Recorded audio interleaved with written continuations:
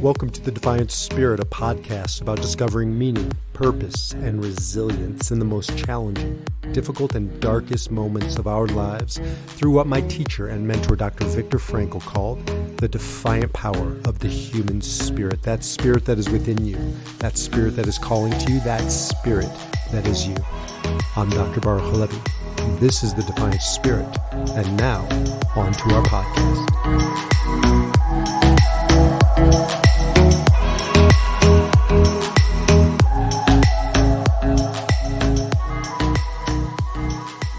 Welcome back to the Defiant Spirit podcast. I'm Baruch Halevi, also known as B. I am creator of the Defiant Spirit and the Defy Your Number Enneagram system. Some of you are joining me on iTunes, others on, I don't think we're on Spotify right now, but many Podbean, other places, and many of you are on YouTube. Now, oftentimes it doesn't matter. I would say, if you're ever going to watch one, these might be the podcasts to watch as videos, because I'm going to use some slides in each of these, and it's helpful. But if you don't have the slide, or you don't want to watch, you want to listen, that's fine too. I'll talk you through it, and you can always get the slides from me, or you can get them on my website, defiantspirit.org. So when I teach the Enneagram, for those of you who don't know, I teach the Enneagram, created my own system, and I've merged the great Dr. Viktor Frankl, his inspiration, his life example, logotherapy. I'm a logotherapist. It's meaning-centered living, bringing his great inspiration to the Enneagram, merging them, first time ever. I can't find another system out there of Enneagram that's built upon and around Dr. Frankl. And his idea that we are either in reaction or in response. His famous quote that many people know, between stimulus and response, there is a space, and in that space lies our power to choose our response. So between stimulus and response, there's a space. Between shit happening and us reacting, we have a moment, or we have a lot of moments, or we have a split second, or we can learn how to create that space. But whatever that space is, we don't have to react. We can learn to respond, or as Dr. Frankl says, to become responsible, response-able, able to respond. And so when I teach the Enneagram, oftentimes people say, hey, B, give me some examples, give me some homework, give me, I want to bring it to life. And that's what I love the Enneagram. 9 fundamental ways of being in the world, patterns. And you can see these patterns all throughout the world, all throughout life. And especially I like to find them in movies and television, because oftentimes they're caricatures, they're extreme examples of each Enneagram type, but really gives it some flavor. And that's what I want to do over the course of the next few videos. I'm not sure how many it will be. We'll see how long each one goes. I want to walk through each Enneagram type in television and on the big screen, and just kind of give you some highlights. Now, the pages I'm going to show you, there's 1 page per Enneagram number, so 9 numbers, all in my Defy Your Number program. So now you can get this and so much more. I feel like an infomercial. And if you buy now, I'll throw in a lot, because there's a lot that went into my program, Defy Your Number. If you already know your number, your Enneagram type, then you can just reach out to me or my assistant at defiantspirit.org, and we'll get you into the program. It's 41 pages of an ebook. There's a workbook, there are videos, there's bonus supplemental materials. I am so proud of this work that I have created. Spent almost 2 years putting this together. So if you don't know your type, then you can take an assessment with me. If you do know your type, it's, I believe, $199. If you don't know your type, it's $299. And again, a super substantial A to Z program to not only get your number, but to live your number and then to defy your number. And so here's one of the pages in it you're going to get. And this is for Enneagram 1. So for those of you listening, we're doing Enneagram 1 today. Name that one. And this is like page 10 or something in my book. So this is my gift to you right now, whether you take on the Defy Your Number program. This is an example. I have so many ways to bring the Enneagram to life. I got if an Enneagram 1 was a country, if an Enneagram 1 was a music genre, if an Enneagram 1 was a sport, if an Enneagram 1, it goes on and on and on.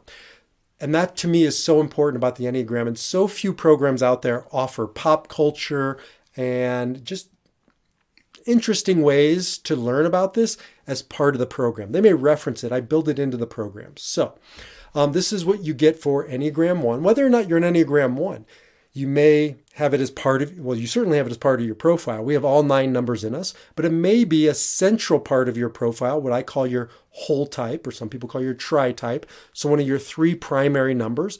And if you were a 1, this would be how you act. I'm not going to do this right now, but think, feel, and act. So 8, 9, and 1 are the action triad. 2, 3, and 4 are the feeling triad. And 5, 6, and 7 are the thinking triad. And you're going to have 1 dominant in each of these. So you may be an Enneagram 7, but your whole type may consist of an Enneagram 1 as an example. And that's you think like a 7, but you act like a 1. And then you would have 2, 3, or 4 as your heart type. At any rate, let's look at Enneagram 1, or ones. I have a 1 son. I have a 1 brother. I had a 1 father. I believe my dad's was Enneagram type was a 1. I have many Enneagram 1 clients. Remember, they're the reformer. They're the perfectionist. They are the idealists. They are the principle value-based types. Excuse me. I have a whole podcast on Enneagram 1. Go back and listen to it. I've done Wealth 360 with my friend Michael Feiner around Enneagram 1, the blue chip investor. Go listen to it. I have leadership program. And in the leadership program, I think it's called the Principal Leader, Enneagram 1. You start to get the vibe. Okay, Enneagram 1 in pop culture. So, TV ones. Well, I'm not even going to delineate because I can't tell always. Some of these characters go back and forth. But I'm looking at the top right corner. And if you're looking at this slide, you see the original Batman, not the dark, brooding Batman. I think Batman is an example of a character that's evolved in cinema. Well, this wasn't cinema, this was TV, but who's evolved over time and changed. I like that too. I mean, the Batman today versus the Batman when I was growing up, totally different Batmans. Batman today, certainly like the Christian Bale version, I think more fourish, more brooding, or yeah, I think a lot more fourish. Although Enneagram 1 and 4 have a line, and there's a connection between the two. We're not going into that. You can listen to that elsewhere. But Enneagram 1 Batman principle. You know, and back in the day, superheroes were a little more simplistic. It was a black and white, and Enneagram 1s tend towards black and white. So principle, value-based, good versus evil kind of a thing. Binary thinking, black and white. Again, it's all or it's nothing. So you have a lot of superheroes. I would say most of the early superheroes, the Marvel characters anyways, I don't think as much, sorry, not the Marvel, the DC Comics characters. Marvel became a little more complex. You know, you look at X-Men and you look at Fantastic Four, they're just a little more nuanced than the early DC Comics, but you have Batman, you have Superman, I think Wonder Woman, is she up here? She could be up here. There's a one-like quality to all of them. And it's a sort of a yesteryear kind of a number. It's more conservative by nature. It's more modest. Enneagram 1s are, they just have that sort of leave it to Beaver, right and wrong. Father knows best. None of that is up here, I don't think. But those are all Enneagram 1-ish vibes, feelings. Enneagram 1s are wisdom people. So Yoda, I'm looking at Yoda now. I moved from Batman to Yoda. Next to Yoda is Captain America. He's definitely an Enneagram 1, kind of a goody two-shoes quality. If, these are characters and caricatures, so, you take it with a grain of salt. But there is a goody thing that a 1 can be, sort of the good boy, the good girl. Now, that doesn't mean they're good. It doesn't mean they're beneath the surface. They're not manipulating. That's oftentimes just their way of doing it. Remember back in the day, Eddie Haskell from Leave It to Beaver. I don't know if he was 1, but he presented himself like a 1. But then, the parents would leave and he would be something totally different. So I don't think he truly was a 1. It sounds more 3-ish. But that reformer, that perfectionist comes across very good. And sometimes underneath it, a lot of darker stuff going on. Yoda, I don't know if he's 1 or 5. Lots of times characters and people will, to me, look very similar on the surface as 1s or 5s because they're both clear thinkers. They're clear strategic people. The difference is in motivation. Whereas a 5 really is all about wisdom and knowledge and understanding, the 1 is much more about right and wrong. And I think of a Yoda character as much more in the realm of right and wrong and communicating that to Luke in Star Wars, becoming a mentor. I think 1s can very much become mentoring type figures. They just have that clarity about them. I gotta be honest, I look at some of these characters, I don't even know who they are. I did this like a year ago and I did research. I didn't just grab anybody, but I cannot say that I have watched every show on here. I actually don't want to say that. And I certainly can't remember all the names if I did, but you'll fill in the blanks. You'll tell me who it is.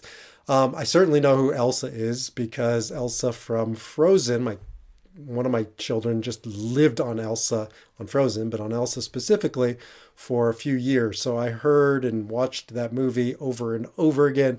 And Elsa is this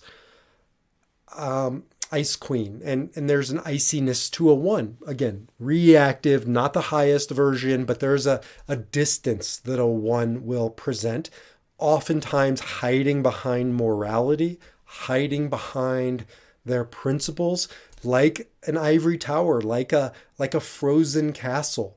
And if you watch that movie, Elsa is alone because she lives in an untouchable place. Now, sometimes that untouchability is true and good, and sometimes it's a defense mechanism. It's a way to hide from relationship.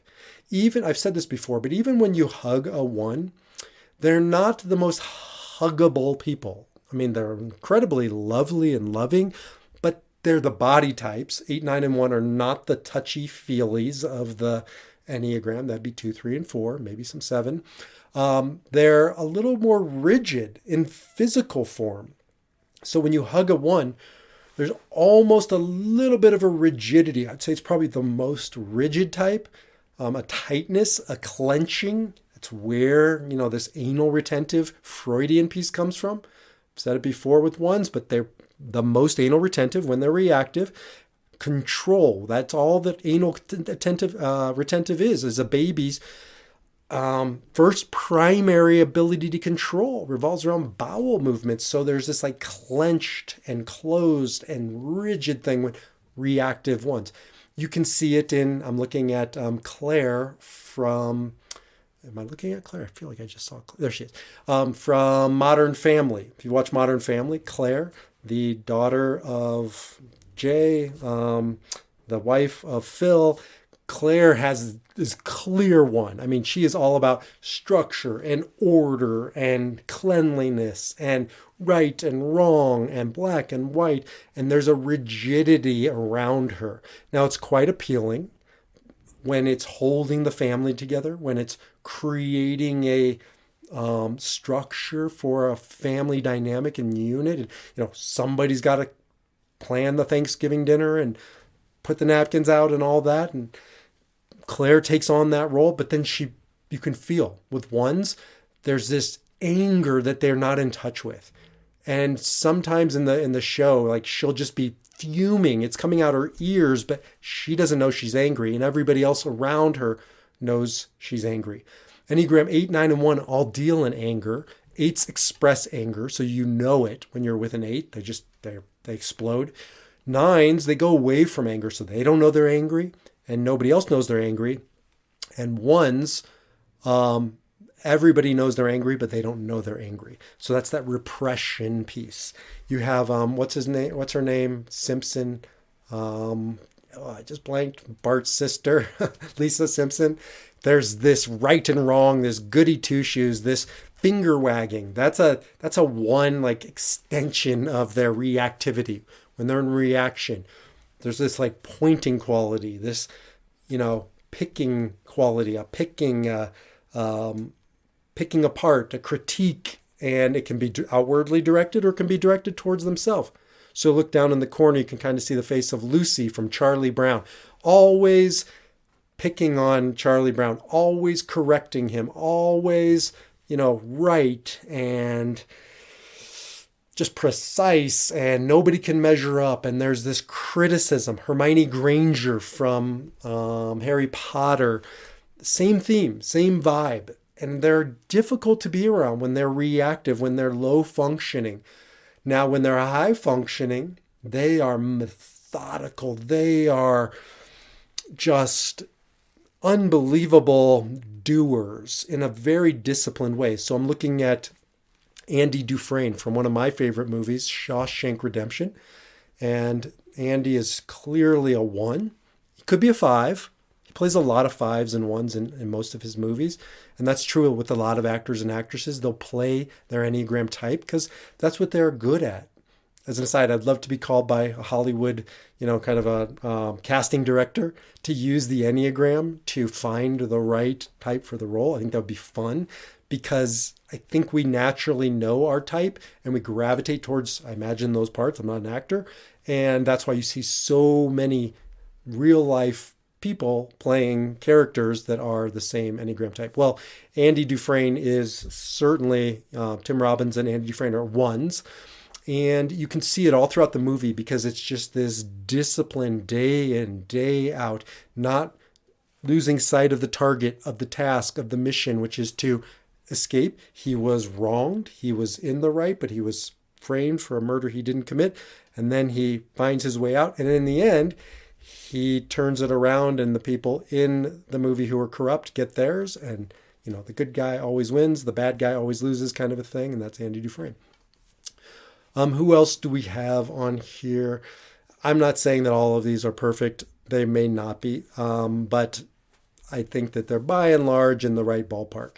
So we also have, let's see, up here we have, I'll talk about Mary Poppins. It's been a long time since I've seen the movie, but there is a prim and properness to Enneagram 1s. I think very much like a British culture. It's, just a little more civilized, a little more disciplined, a little more conservative. And you can feel that in that Mary Poppins character. And they can become matriarch and patriarch figures different than some of the other types based around that. They're dutiful, so they take care of their duties, responsibility. I mean, I think Enneagram 1s are the most responsible type when they're responding, when they're healthy.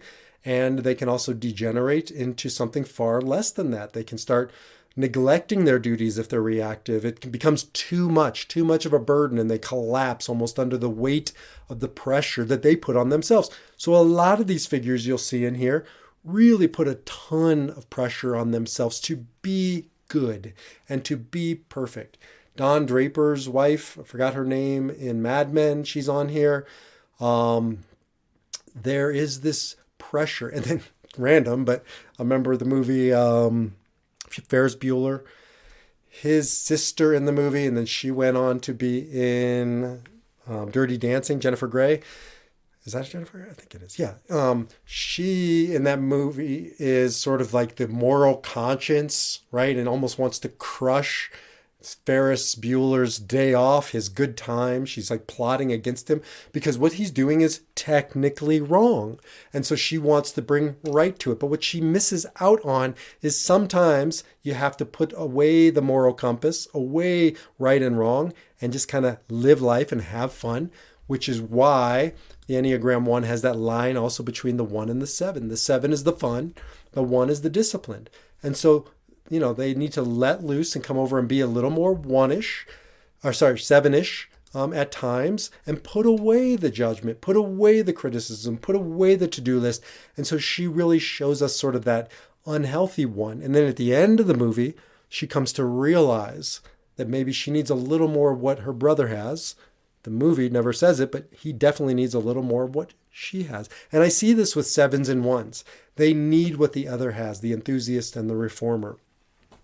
And you can see this all throughout these it's almost a necessary countertype to the freewheeling, the fun character, the living life, Jerry Seinfeld. He plays that little more rigid, and he gives, like, to Kramer, who's probably a 7, that freedom, and they need each other. You need that tension that a 7 and a 1 can bring to the equation, can bring to the right movie or television combination. Monica from Friends, definitely a 1.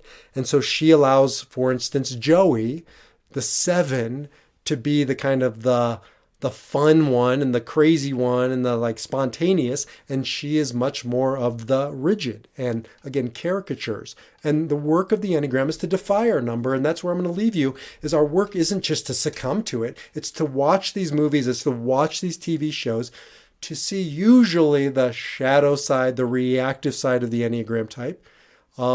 Sometimes the high side, the superpower, the Superman or Wonder Woman, and to really start looking at, right, how that 1 shows up in our life, whether we're a 1, whether it's part of our whole type, whether we're with a 1, to appreciate the range of a 1 from reactive to responsive, and to defy your number. You are not a number. You are all the numbers, and you are beyond a number. You are the divine power of the human spirit, as Dr. Frankl said, and your work is to discover your 1 so that you can defy your 1. And these are some characters in television and in the movies that can help you bring the Enneagram to life. If you'd like to learn more, jump over to defiantspirit.org, where you can learn about the program. At the very least, download 9 Enneagram types, walk into a bar, and this is how they react or they respond. My gift to you for making the journey of the Enneagram with me. Until the next time, defy your number and live your spirit. Thank you for listening to the Defiant Spirit podcast with me, your host, Dr. Baruch Halevi. The Defiant Spirit is an offering of Soul Centered, a center for spirituality, meaning, and healing.